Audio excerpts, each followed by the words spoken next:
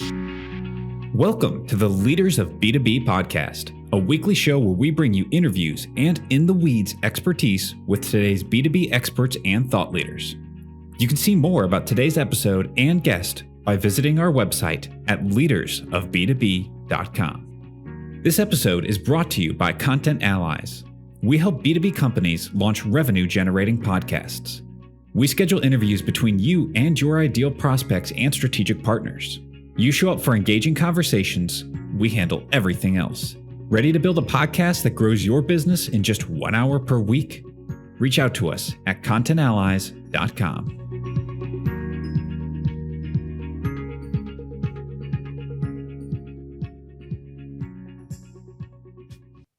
Hey leaders, welcome back. This is Ledge. Today I'm excited to talk to Jason Radisson. Jason, welcome to the show. I have fun reading your extensive LinkedIn bio and the things we had in common and the things I want to learn about. So I would love if you would give just a little introduction. You know, with the entrepreneur set, it's hard to even go like, I don't know, how do I focus on this? So I let you say what's important to you. Welcome. Looking forward to a good conversation. Yeah, thanks, David. Thanks for having me on the show. And yeah, my name is Jason Radisson. I run a company called Movo, M-O-V-O, that I founded a few years back. We are venture-backed and building the human capital management platform for the frontline worker. Basically, what that means is we're taking a gig platform and retooling it, reconfiguring it as we build it out for large enterprises so that they can operate massive teams of workers and their huge frontline functions basically in real time at the speed of thought, monitors on the walls and optimize things in the way that a bunch of us as we were coming up and working the last few years on some of our other companies have done in the gig economy. Okay, so for everybody that doesn't know, human capital management software, HCM, you may or may not have experienced that. And then talk about what is a frontline role versus, other types of roles, just so. Sure.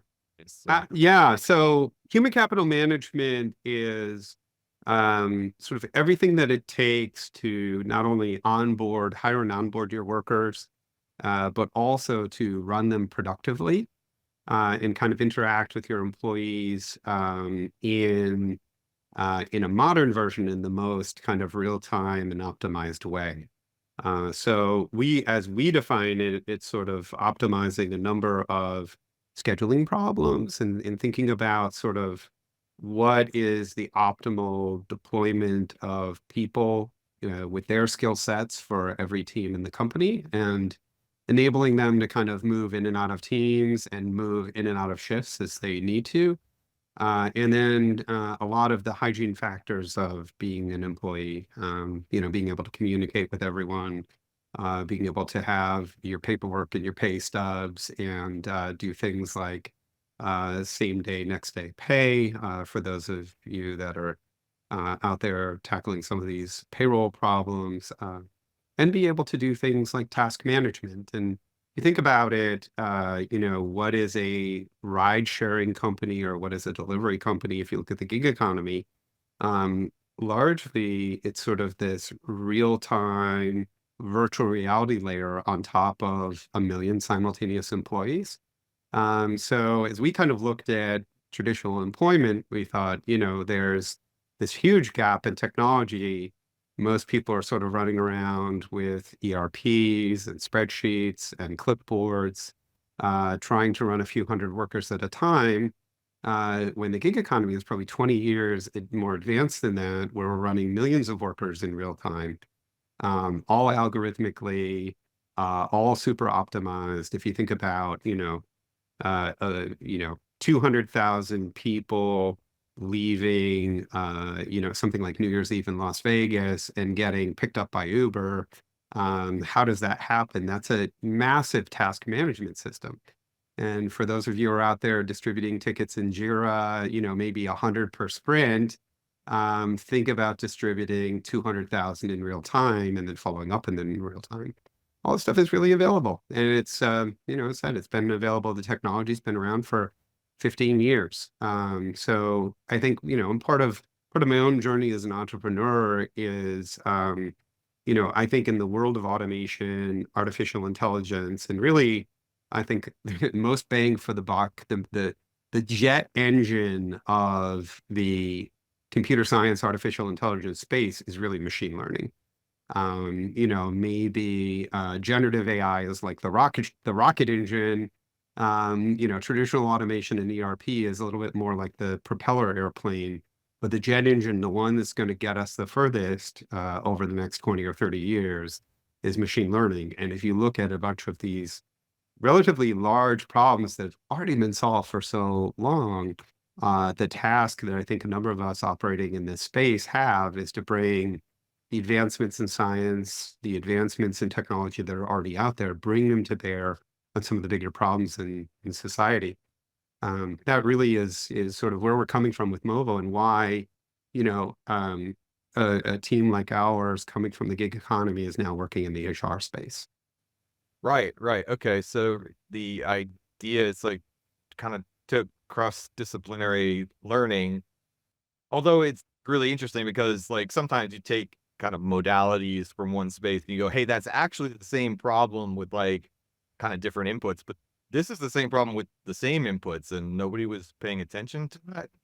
This actually is human task management.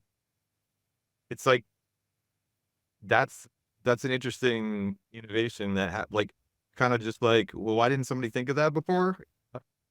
I'm used to it. Right. And I talk to a lot of entrepreneurs. There's an old book out there by Tom Davenport. It's called Competing on Analytics. And Gary Loveman, my old boss at Harrah's Entertainment and then Caesars Entertainment. And, there was the whole generation, sort of the pre-Moneyball generation was Tom Davenport was writing about corporate applications of automation. Jeannie Harris was his partner, co-author at the time. Anyway, long story short, what Gary Loveman used to say about Las Vegas was like, you look at there was a Moneyball competitor, that was us at Harrah's. We were running around making twice as much revenue per square foot as everybody else on the strip using our algorithms. We were going to conferences, we were presenting our algorithms. If you look at the Harvard Business School publications, you'll find probably about a dozen case studies on Harrah's. Some of them even explicitly lay out the algorithms that we were using. And we're talking algorithms that, would drop $1 billion, $500 million each to the bottom line, and nobody else on the strip did. So if you look at sort of, I look at this current generation, generative AI, and sort of the implementation in corporate. For those of you that have seen the hockey stick that is Accenture's implementation of AI pilots in the last few quarters, like Accenture is now on like a $2.6 billion run rate of annual AI pilot implementation. You look at none of that really sticking. There's something like a 95% fail rate on AI pilots. You look at all of these things, it's like, it's really hard. You need to be really aligned. And fundamentally, if you're going to implement automated processes, it's a different company than you have today. Right. And all of kind of the innovator's dilemma, all of the change management resistance, all that stuff kicks in, which is why I think AI is fundamentally different from the generation of SaaS founders and those of us who've kind of grown up making ERPs for a specific client need. An ERP is fundamentally building off of what the client does and making, incremental improvements to what the client is already doing, wrapping technology around the company's processes, right, or the industry's processes, or wherever you are. But fundamentally, when you're building like an AI and an automated process, you really want to throw that out. You really want to start from first principles of like, what's the actual way that a computer should do this process, which probably has nothing to do with how the company is currently doing it. That is the challenge. And I think that's sort of, the kind of Moore's chasm on steroids or whatever it is that we're kind of facing here with AI. We've got to figure out as founders, we've got to figure out how to get somebody to throw out their current processes and take up fundamentally an automated process. That's the challenge. But here we are, and I'm sure we talk about it all day.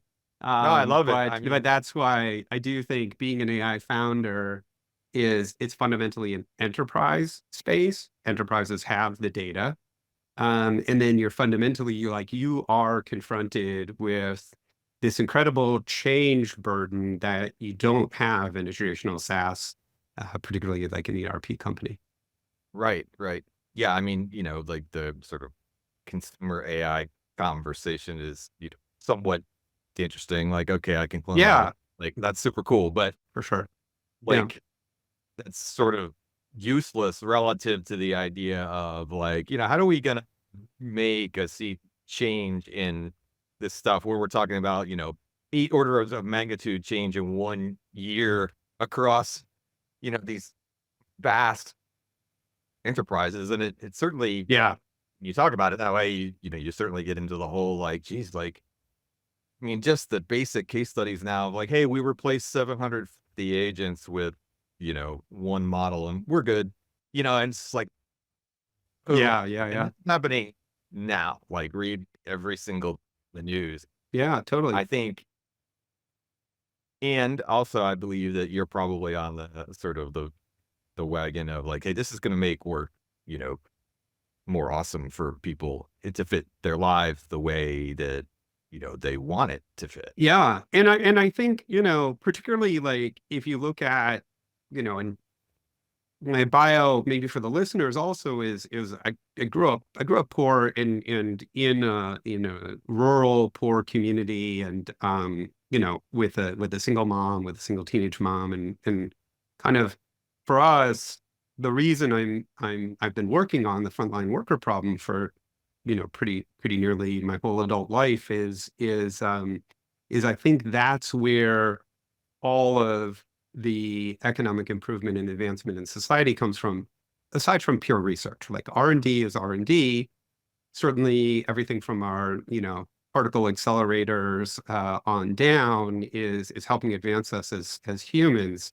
But if you look at like, how do I have broad impact? How can technology broadly improve the world? It happens with frontline work. And for sure, there's a phase where eventually we have the robotics that a lot of frontline work becomes obsolete. But, fundamentally, like first we're now solving sort of the intelligence problem, and then we eventually get into the physicality in the robotics and things like that. So, put another way, white collar work will be optimized a long, long time before blue collar work will be. And I think we've seen it, right? We have all these improvements from the mobile phone, the internet, the desktop PC, cloud computing. These will all kind of fundamentally improve the productivity of white collar workers. You look at blue collar workers, sort of deskless workers, a lot less so. And so as we look at that and, put it another way, we're working on the digitization of blue collar workers. When you look at that, the first place you have to start is with resource allocation, because that's just the biggest. Like fundamentally, is the right person on the clock at the right place that they should be for where their skills are for right now, and for what the market demands. And, a large part of our roadmap and investment this last year or two has really been around sort of fixing the scheduling problem or solving the scheduling problem, which is, we have a bunch of proprietary tech, making sure that the schedule is always automated. The roster is what it should be, across sites locally, across job classes locally. And you think of all the different places this plays out, for every, hospital that has spiky demand for RNs in different departments, to every warehouse that's dealing with fluctuating order volumes, how important all this stuff is. And it used to be pre-pandemic, I think people thought, we'll just grow our way out of this, we'll get some temp labor if we need it. That's how we'll handle this. We'll just hire more people because, we can hire as many people as we want. And, no disrespect to the talent acquisition folks out there, but like the lever is just not as strong anymore. It's, you're digging and scrounging for, a human or two that maybe you could hire. And so I think we're really seeing the market trying to make do with what it has. And that fundamentally is like a scheduling allocation problem. So long story, but that's why we think one of the biggest problems in the world for AI to solve is scheduling of frontline workers, and why we're really focused on that problem right now. Right. And you must have to be tangent to the, changing workforce dynamics then, if you're, in this kind of discussion. How does that register, because there's like productivity, and then there's sort of like this whole sort of fear, right, baked into the economy of like, just take my job. And, and I mean, that's the extreme silliness, not just like sort of the Terminator version of AI, but you can see it, there are enough stories that you can kind of think, where the hell is this going, and you all have to spend a lot of time planning, or at least, I guess, sort of futurizing big this pace of change, at least from, a relatively educated observer, is like outrageous. I mean, I can't remember a time in my career that you kind of were just like, that thing just moved like an order of magnitude in 30 days. I mean, that's pretty extreme. Yeah, definitely. Well, I think there's a part of it that is like, clearly, like, there's going to be a lot of displacement with generative AI, and there kind of already is, right? I think it's sort of one of the, sort of not uttered aloud parts of the big layoffs that are happening in big tech these days, right?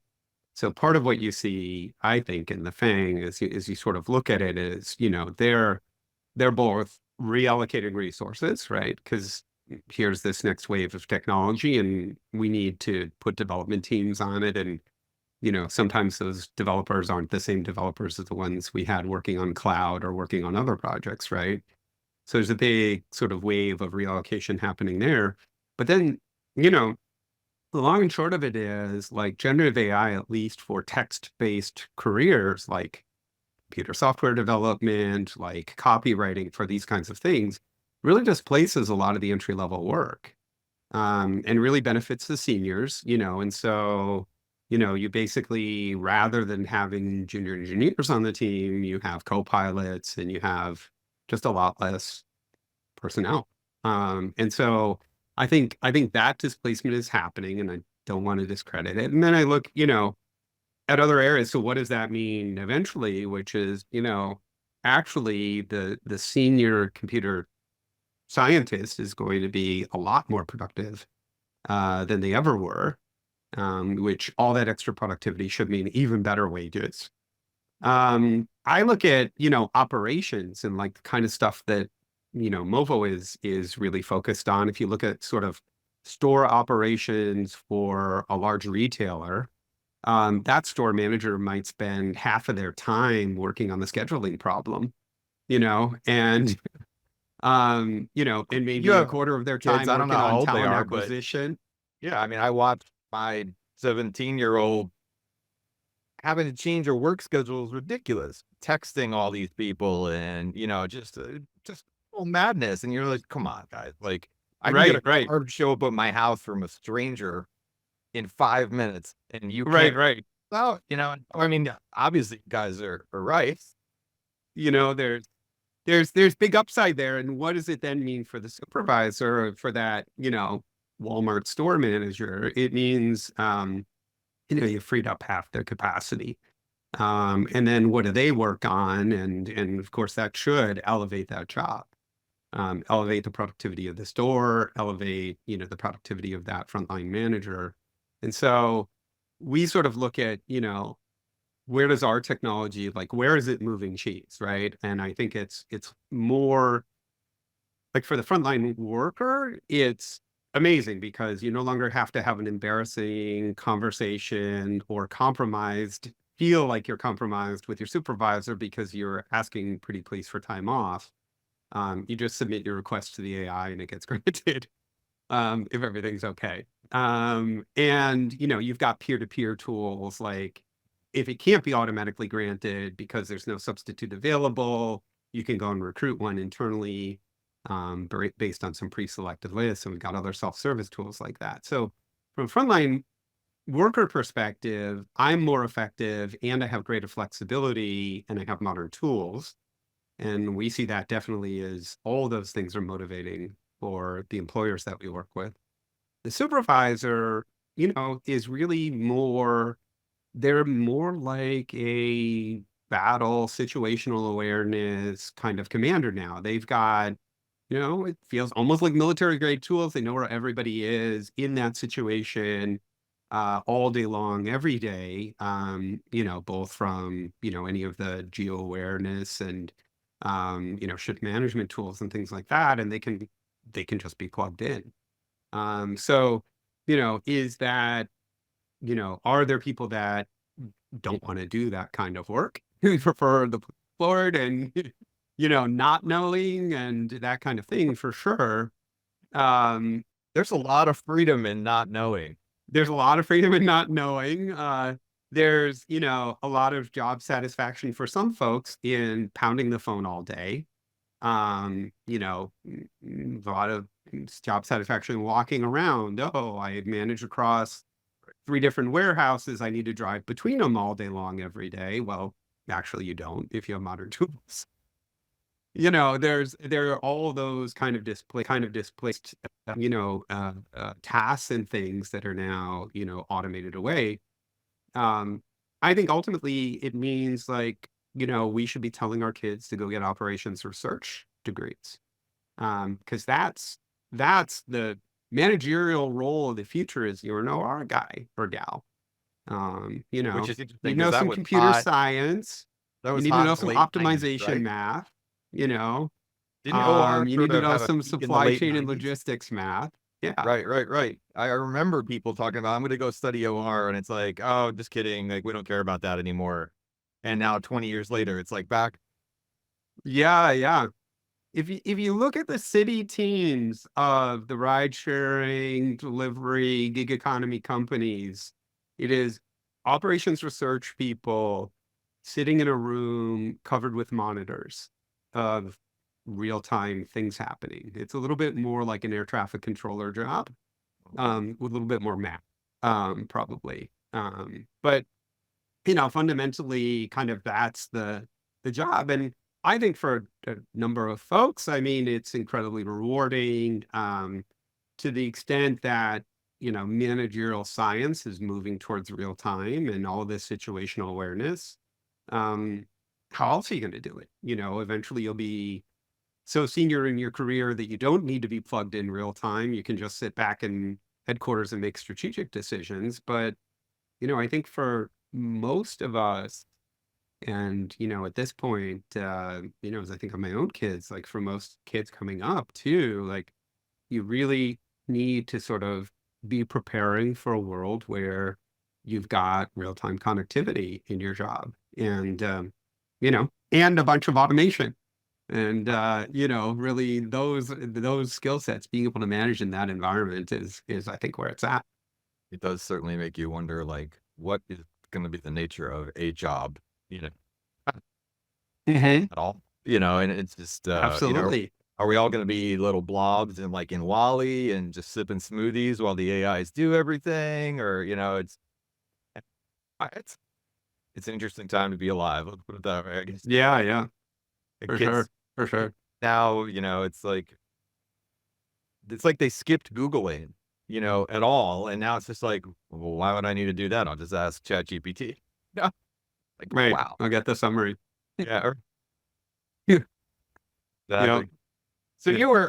you were transparent to share the, your background and growing up poor. And thank you, sort of for that. I wonder the psychology of an entrepreneur, right? And like wanting to make a difference in your path. Like the fact that you mentioned that means that it, sort of made an impact there. through your path.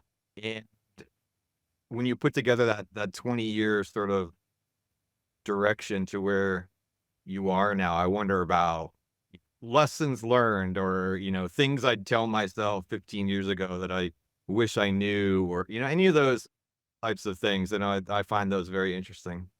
Right. Yeah. Well, I think just on that note, I think you look at sort of mission driven founders, which I definitely consider myself to be. And, we either, I think, come from, either the school of guilt, right? We grew up so privileged that we want to give back.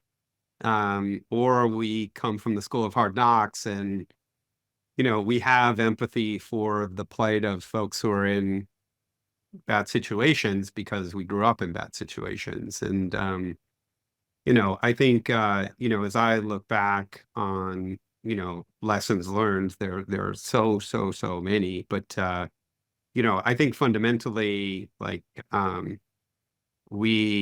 if you're starting a company these days, and the latest stat out of Y Combinator is something like 70 or 80% of their recent cohorts are generative AI companies, right? So I think the challenge is like really kind of thinking through. You have to not only have, sort of a product that seems to a problem you want to solve and a solution for it that fits really well in a differentiated and defensible way, but you need to think about how that's going to scale up and how it's actually going to get adopted into the world. Right. And, as I share sort of my competing on analytics, competing on algorithms, and, and literally, like, we're talking at this point 20 plus years ago, there is always the room. And even if you look at a space, you're like, nobody's competing algorithmically in that space, might be a good spot, right? And so I think if you're looking at a space and you're like, well, 3 companies have failed, like, it all doesn't matter. I think what you need is a lock on data. You need sort of a way that you're going to get to data. You need a perspective on what the UI is going to be to solve it in that space. And then you need some idea of how you're sort of going to scale within. Often it's going to be an enterprise, let's just face it, with, given that the data is all kind of residing in large enterprises, right? And I think that's the gauntlet that as a founder in 2024, you've got to sort of navigate. I think that's where all the exciting companies are going to be coming from. Now, that said, I think there's plenty of room in every major vertical for there to be at least one unicorn, if not decacorn. And it's just, we haven't seen the companies yet. Yeah, there'll be some broad, sort of foundational companies like OpenAI, but really the value is not going to be in OpenAI. It's going to be in the companies that sort of are, the real value creation will be in the 100 companies that will come on top of this, interest and investment in AI that we're witnessing right now.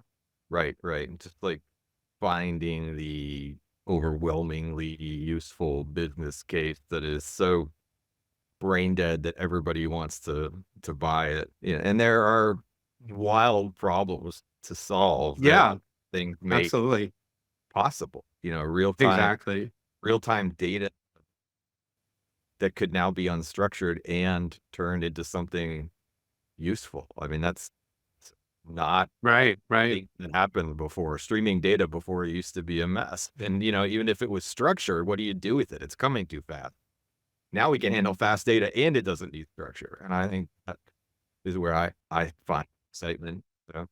Yeah, totally. I mean, if you look at, if we take an example, like look at recommender systems, right? So, you've got Jeff Bezos and Holden basically creating an early version of the Amazon platform, doing a little bit of recommendations. You've Dave Selinger, like probably 5 years later, coming out of that team and founding Rich Relevance, and then going and selling essentially recommender systems to big retailers throughout the US. who were trying to keep up with the experience that Amazon was driving. So you look at that kind of technology development, and you go, similar problems. So how do you get the data? Well, you have to partner with big retailers who have the data and the traffic and, can reliably deliver on the orders that they're going to get. You have kind of tried and true collaborative filtering recommender systems, right? And for everybody out there, I'm talking about like above the fold on the homepage on a big retail site, right? And the UI was clear. We all knew that it was going to be merchandise panels recommending products, right?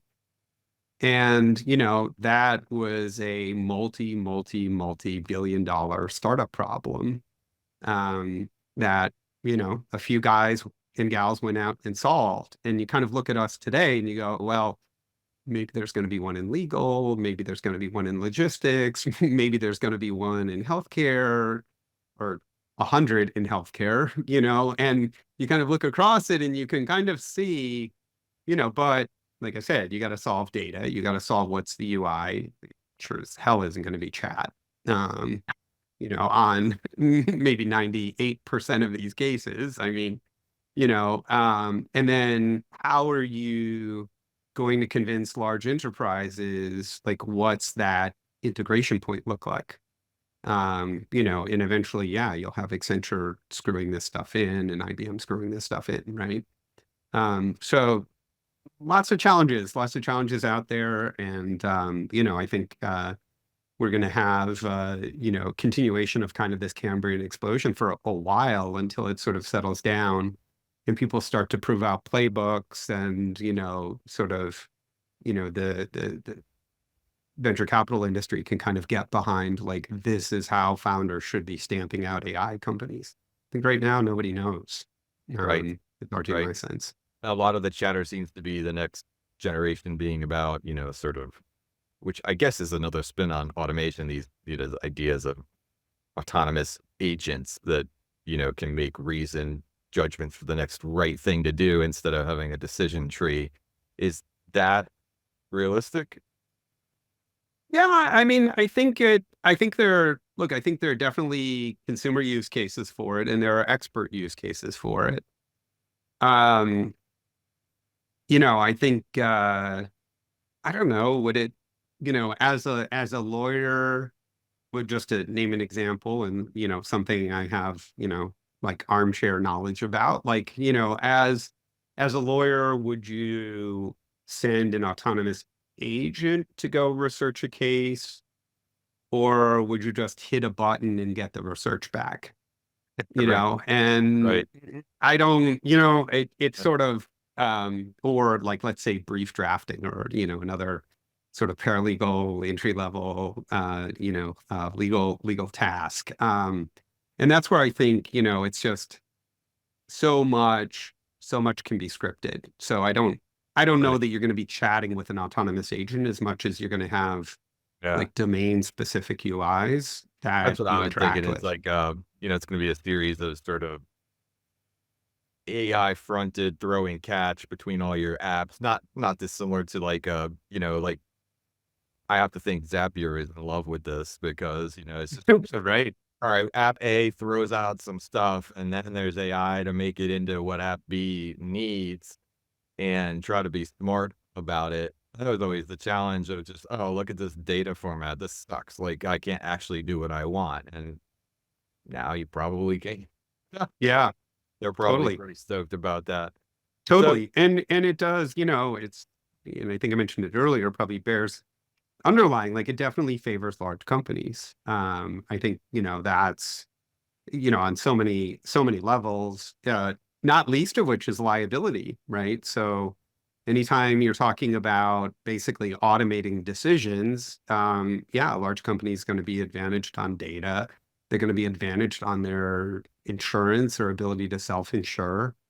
I look at, things that, like in the HR field, how much of HR is compliance, right? Few HR professionals have law degrees. Most HR professionals, have a number of sort of broad skills and some specific skills around compliance.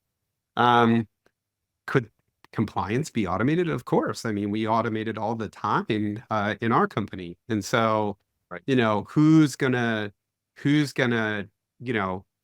shoulder sort of the exposure of automated personnel decisions? It's going to be a company that can, sort of get that underwritten by Lloyd's of London or Berkshire Hathaway or whatever, or self-insure.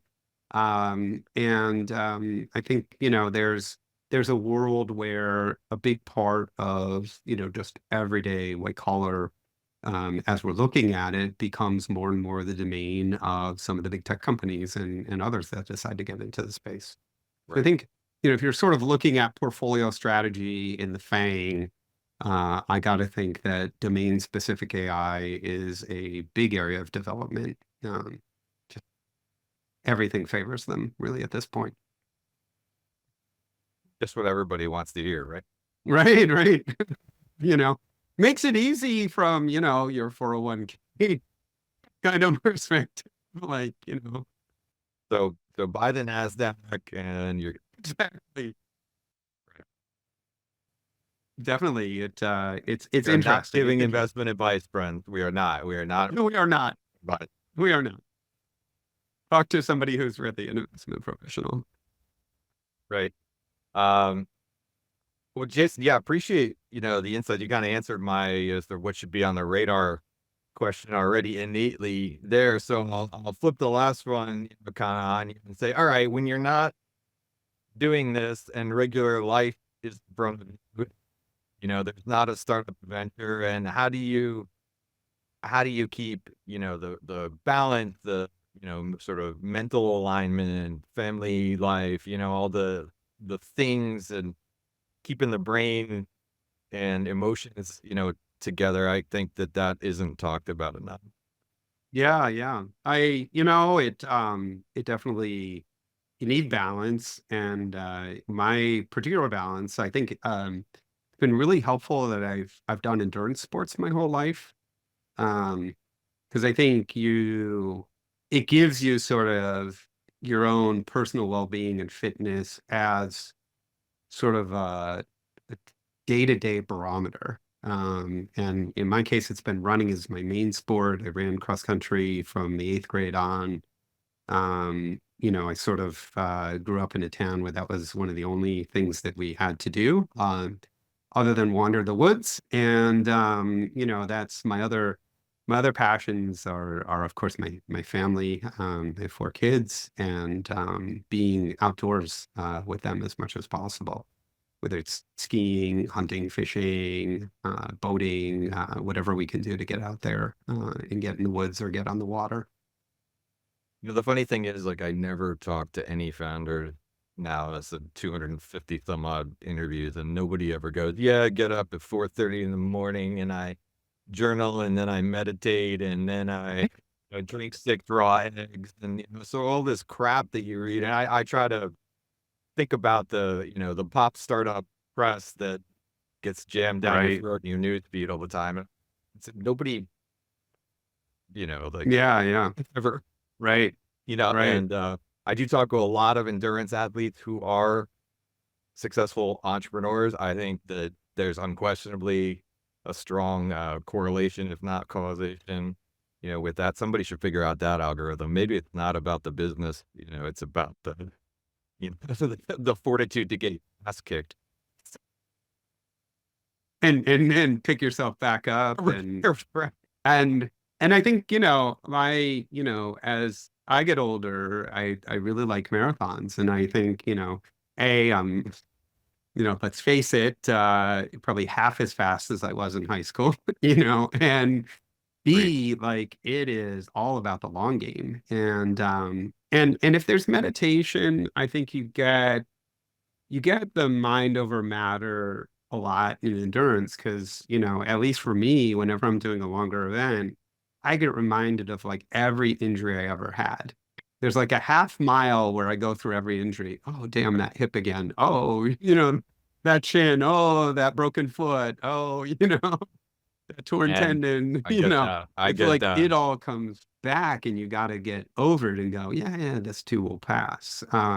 keep going, keep going. And I think it's that. And, if you look at sort of, what it takes to sort of be mentally fit and lead sort of a long life, or the best odds you can give yourself is, doing some kind of aerobic activity 3, 4, 5 times a week. Like that's everything to aging well, pretty much, besides like not being excessive with, drinking or, and certainly not smoking or any of the other really bad things that you could do. I love. Thank you so much for for sharing. Yeah. Great conversation. Love the insights. If folks are resonating, business or otherwise, with this, what are the best channels and places to kind of keep up with you, follow you, say hello? Yeah, absolutely. They can certainly look us up at our website. That's movo.co, movo.co. Also on LinkedIn, we have our company page there at Movo HQ. Find me on LinkedIn just by my name, Jason Radisson, and my email address is jason@movo.co, jason@movo.co.